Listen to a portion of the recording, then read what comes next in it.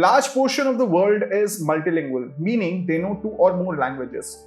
So how do multilingual speakers control what language they use? Although there is not a definite answer, here are the two theories on how language is selected.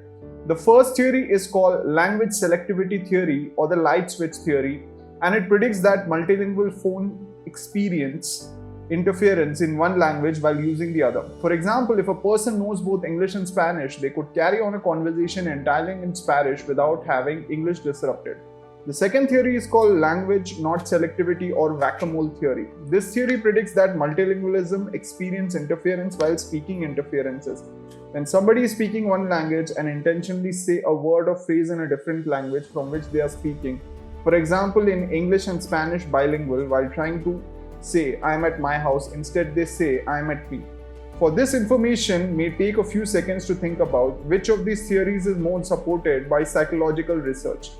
If you thought whack-a-mole theory, you were correct. There are numerous pieces of evidence supporting whack-a-mole theory, and in this video we are going to talk about two of them.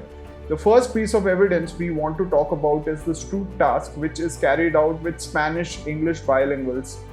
They were shown the name of colors, but the name of the color and the color in the ink did not always match. They were asked to report the color of the ink. When the color's name is not corresponding to the colors of the ink, the participant took longer to express the color of the ink. For example, when shown the word verde, which means green in Spanish, in green and purple ink, they took longer to say the color of the ink when the word is presented in purple opposed to green. Since the study was conducted in English, it shows that the Spanish knowledge was not turned off, including an interference which supported the whack-a-mole theory. Next study is conducted where the participants in the study were English-Russian bilinguals and were presented the marker in one location. They were told to fixate in the middle of the board in Russian. The word stamp is marked, which sounds similar to the word marker in English. When the participants were told to pick the marker in Russian and move to the other location, the intellectual participant would look at the marker for a longer time